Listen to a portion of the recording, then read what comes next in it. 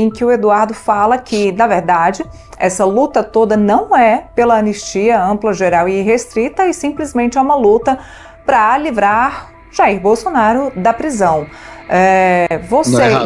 Então, isso que eu ia te perguntar. Leia o diálogo, por favor. Nós lemos, inclusive, se a produção quiser colocar... Não, mas leia aqui no ar, por favor. Olá, Edu Carvalho, melhor canal de corte do YouTube. Ei, se você gosta do que eu faço, pensa nisso. Esse conteúdo só existe porque tem gente ajudando a manter. Com pouco mais de $5 por mês, você também pode contribuir. Acesse www.paulofigueiredoshow.com/apoia, use o cupom da descrição e já fica o meu obrigado.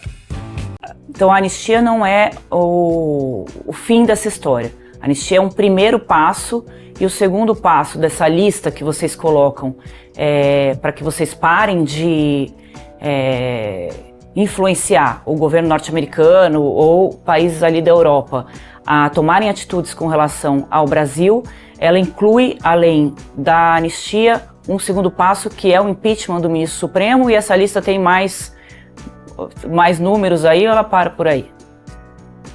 Eu não acho que esse termo esteja adequado, influenciar. Eu acho que nós informamos e, a partir daí, os governos tomam as decisões que lhe cabem. O governo dos Estados Unidos... Eu não sou nem americano, eu sou residente permanente dos Estados Unidos, mas não sou cidadão americano. Então, o presidente dos Estados Unidos age com os interesses do povo americano em mente e não influenciado por um agente estrangeiro. Volto a dizer, até uma coisa um pouco inocente imaginar e que Donald Trump interessa para o povo americano, o presidente... Só uma questão para não perder. No que interessa para o povo americano o presidente Donald Trump tentar libertar o Bolsonaro da prisão? Ora, mas deixa eu reformular essa pergunta.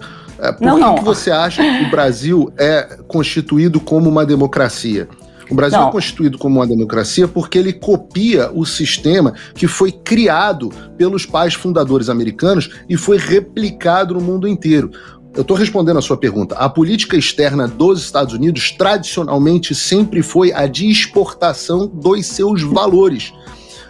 Os Estados Unidos são um império que não conquista, mas um império que seduz com as suas ideias, com a sua forma de governo. E é por isso que nós temos um sistema tão parecido com o americano. Nós não tínhamos. Quando os americanos inventaram esse tipo de coisa, nós vivíamos debaixo de um império, com um imperador que ditava quais eram as regras da sociedade. Então, essa é a política que sempre foi a política americana, porque ele entende que a associação com os outros países é benéfica para a economia americana, é benéfica para a visão dos Estados Unidos para o mundo, e isso não tem nenhuma novidade nisso. Essa foi a política externa americana nos últimos 200 anos. Então essa é a resposta à pergunta que você me fez. O interesse do presidente dos Estados Unidos é o mesmo de todos os presidentes dos Estados Unidos, talvez exceto o Joe Biden, que o antecederam, de que o mundo faça parte e compartilhe das ideias dos americanos para o mundo. E essas ideias eu acho que são benéficas. Se você acredita em liberdade de imprensa, se você acredita em liberdade de expressão, se você acredita em democracia, se você acredita em sistema representativo, se você acredita em liberdade religiosa, essas são ideias que foram basicamente inventadas aqui nos Estados Unidos e transmitidas para o mundo inteiro. Paulo, vamos só continuar, acho que você respondeu, tudo bem, continuar o resto da pergunta. Então, a primeira pauta de vocês é a anistia ampla, e a segunda pauta é o impeachment do ministro Alexandre de Moraes? Eu acho que nós temos um ponto, a anistia ela vai servir como um bom ponto de partida. Eu digo que quando o Brasil tiver a sua anistia, por exemplo, nós teremos um enorme alívio, na minha expectativa, nós teremos um enorme alívio nas tarifas que hoje afligem parte do setor produtivo brasileiro. É um bom início para uma conversa, mas não é o suficiente. O Brasil hoje vive, por exemplo, um problema muito sério depois do último julgamento do Supremo Tribunal Federal a respeito do Marco Civil da Internet. Você tem uma população que não só tem medo de falar, mas como hoje não tem, pela sua própria legislação, o direito de falar o que quer nas redes sociais. Então, isso é algo também muito caro aos Estados Unidos. Eles têm adotado medidas em relação a isso para o mundo inteiro, não só para o Brasil. A Europa está sofrendo consequências por conta de algumas legislações mais restritivas que eles aprovaram. Então eu acho que antes do impeachment do ministro Alexandre de Moraes, nós temos uma etapa importante, que é restabelecer a liberdade das pessoas falarem livremente na internet. A partir daí, eu entendo que sim, é importante que haja a responsabilização de ao menos um agente público. Existe uma frase aqui, quase que um clichê dos filmes americanos, onde nos filmes antigos o sujeito virava para a câmera e falava: o crime não compensa, tá vendo como o crime não compensa? Nós precisamos mostrar que o crime não compensa, mesmo o crime cometido do mais alto tribunal do país. Então é importante que haja responsabilização para que ninguém pense novamente em cruzar essa linha e tentar se estabelecer como autocrata no Brasil. Andresa, eu queria falar de anistia, só para a gente encerrar o assunto anistia, porque vazaram os prints e os áudios das conversas do telefone do ex-presidente Jair Bolsonaro, e entre esses prints nas conversas entre Eduardo e o pai, tem uma conversa específica em que o Eduardo fala que, na verdade, essa luta toda não é pela anistia ampla, geral e restrita, e simplesmente é uma luta para livrar Jair Bolsonaro da prisão. Então, é isso que eu ia te perguntar. Leia o diálogo, por favor.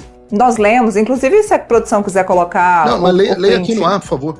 Sim, podemos fazer isso agora, só que houve essa mensagem e o que eu queria entender é isso.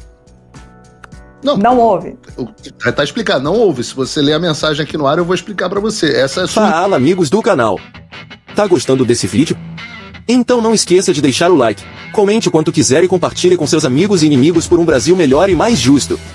Inscreva-se no canal e nos ajude a chegar a 1 milhão de inscritos. Não saia daí que o melhor desse vídeo ainda está por vir. Melhor canal de corte do YouTube. Essa é a sua interpretação de uma mensagem que não diz isso. Pelo contrário, os diálogos no tempo inteiro mostram que o Eduardo está brigando por uma anistia mais ampla do que a que o pai, naquele momento, estava disposto a aceitar. Entendi, porque na mensagem... É isso que os diálogos mostram. É isso, ótimo, obviamente... Lê aqui, por favor. Ótimo, produção. Vocês me mandem, porque eu não vou conseguir, né? Eu com minha lente não vou conseguir enxergar aqui, mas já me mandem. Tá, ótimo, então eu vou ler aqui. Se a anistia light passar, a última ajuda vinda dos Estados Unidos terá sido post do Trump. Eles não irão mais ajudar. Temos que decidir entre ajudar o Brasil, brecar o STF e resgatar a democracia, ou enviar o pessoal que esteve num protesto que evoluiu para uma baderna para casa num semiaberto. E isso sem falar que o STF pode decretar esta intervenção no Congresso no regime interno da Corte como inconstitucional, pois violaria a separação dos poderes. Neste cenário, você não teria mais amparo dos Estados Unidos, o que conseguimos a duras penas aqui, bem como estaria igualmente condenado no final de agosto. Eu acho que não vale a pena, mas te oriento a buscar o conselho com outras pessoas. Tire do cálculo o apoio dos Estados Unidos. Qual estratégia você tem para atingir o objetivo? É simples. Bom, tá aí a conversa. Ótimo. Então nós temos que decidir entre o quê? O que nós temos que decidir? O que ele diz aí? Nós temos que decidir entre o quê? Barrar o STF, salvar o Brasil. E o que o pai estava disposto a ouvir era a respeito de uma anistia light. Exatamente, da anistia light. Então é o oposto, na verdade, do que você está dizendo, né? O que estava acontecendo era o pai disposto a uma anistia light e o Eduardo dizendo: não, nós não podemos aceitar uma anistia light, nós precisamos utilizar essa oportunidade para salvar o Brasil e parar o STF. Não tem nada aí em nós precisamos usar essa oportunidade para te salvar, para te impedir. É o contrário. Você tem um Eduardo dizendo: nós precisamos salvar o Brasil. Não adianta salvar meia dúzia de indivíduos. Ora, o que estava sendo proposto naquele momento nos bastidores? Uma anistia, que não era anistia, chamada de anistia light, era uma redução de penas para pessoas e envio delas do pessoal do 8 de janeiro para o semiaberto. A habilidade do presidente Bolsonaro apelar ao pleno do Supremo Tribunal Federal. E a gente dizia: não, esperem, porque virão as consequências para o Brasil e nós teremos uma posição muito melhor de negociação. Porque essa é a oportunidade e é a última oportunidade que nós teremos de salvar o Brasil. É a última. O que os Estados Unidos estão nos dando é a última oportunidade antes de nós termos um sistema de poder completamente consolidado, como é o sistema da Venezuela. Aí, meu amigo, o próximo caminho só funciona botando destroyer na costa brasileira, porque do resto não vai funcionar. E é isso que nós estamos vivendo. Nós estamos vivendo um Congresso que é chantageado, onde nós estamos vendo um presidente de partido sendo chantageado, nós temos o maior líder popular brasileiro preso dentro de casa, nós temos uma população que tem medo de falar na internet, jornalistas acuados, e ainda tem gente discutindo se é relevante ou não fazer uma anistia. Eu falo, meu Deus do céu, vocês acham o quê? Que vai todo mundo, o próprio sistema financeiro, nós temos hoje a elite financeira tomada de refém por um ministro comunista do Supremo Tribunal Federal. Ora, não há como um país subsistir diante disso.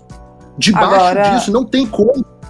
A gente viu nas mensagens também que existem conversas entre Bolsonaro e os ministros do Supremo Tribunal Federal. Houve ali o nome citado, inclusive, do ministro Gilmar Mendes, e o ministro Alexandre de Moraes não se preocupou com isso, não se preocupou que o nome do ministro Gilmar Mendes estivesse nas mensagens e acabou por divulgar esses prints também.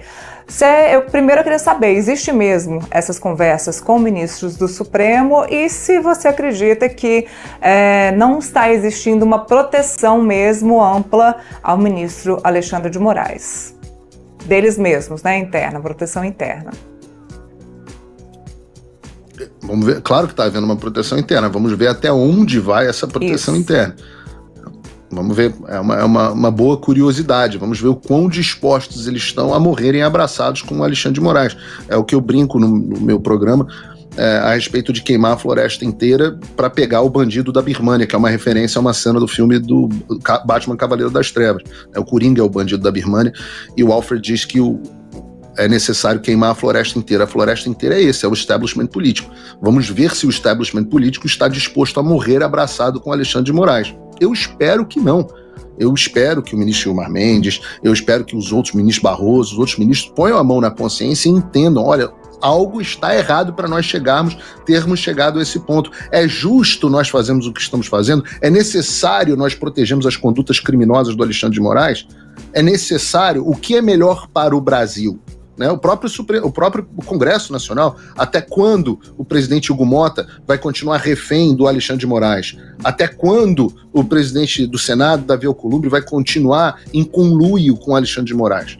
Esse é o cenário que nós queremos ver até onde eles vão chegar. Talvez nós tenhamos um cenário onde todos os ministros do Supremo Tribunal Federal estejam sancionados e com as suas vidas financeiras arruinadas, seus escritórios dos seus familiares, que hoje têm faturamentos multimilionários que bancam um padrão de vida inconsistente com a renda deles, estejam absolutamente destruídos, seus institutos, IDP, Instituto lá de Assuntos Jurídicos, etc., também destruídos, a impossibilidade deles fazendo qualquer viagem internacional. Isso pode valer também para o presidente da Câmara, para o presidente do Senado, e o Brasil debaixo de uma tarifa gigantesca com um sistema financeiro completamente arruinado, porque os bancos vão começar a sofrer cortes de linhas de crédito num primeiro momento, e sanções e multas pesadas num segundo momento, e num terceiro momento até mesmo a desconexão do sistema financeiro internacional. Esse é o cenário para qual o Brasil está caminhando neste momento, a não ser que as instituições brasileiras respondam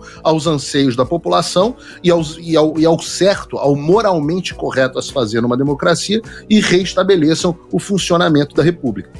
Paulo, ele só não respondeu se existem as conversas entre os bolsonaristas ou o Eduardo ou o pai com os ministros. Tu dizes, está aí nas conversas, está aí nos áudios vazados. O governo brasileiro nunca... Se acontecem, eu não devo dizer, não é verdade? Conversas de bastidores desse tipo não são conversas que devem se tornar públicas, porque elas são de bastidores. É trabalho da imprensa buscar, descobrir se está havendo essas conversas, mas é trabalho dos agentes que estão tendo essas conversas manterem como conversas privadas de bastidores. Eu jamais teria divulgado uma conversa com o ministro Gilmar Mendes ou com qualquer outro ministro, mas o Alexandre de Moraes preferiu agir de outra forma, talvez para constranger o colega. Se você, como eu, está dormindo mais tranquilo agora que o Trump voltou à presidência, ótimo. Mas e o Brasil? Nosso país continua no buraco. A volta do Trump nos dá esperança, mas as coisas não vão se resolver sozinhas. Vai ser preciso muito trabalho, meu e seu. E não adianta xingar muito nas redes sociais achando que isso resolve alguma coisa. Não tem salvador da pátria, não tem um político que vai resolver por você. A responsabilidade é sua. Eu larguei tudo para me dedicar a isso. E você? Como você pode ajudar sem abandonar as suas obrigações? Simples. Apoie quem está na linha de frente. Sem isso, esse trabalho simplesmente não continua. Acesse www.paulofigueiredoshow.com/apoie e com a partir de $5 por mês, garanta que isso siga em frente. Se puder ir além, torne-se meu patrono Gold e participe do meu grupo privado e ajude a definir as minhas próximas pautas. A diferença entre vencer e perder está na ação. Durma tranquilo, sabendo que você fez a sua parte. Obrigada por assistir o vídeo até o final. Se você já chegou até aqui, confere se já está inscrito no canal e se já deixou aquele like generoso. Estamos quase chegando a 1 milhão de inscritos e a sua ajuda é muito importante para levar o canal Olavo Edu Carvalho mais longe. Até o próximo vídeo, meus amigos. E neste momento é muito fácil aos defensores do plano alegar isso é uma teoria da conspiração.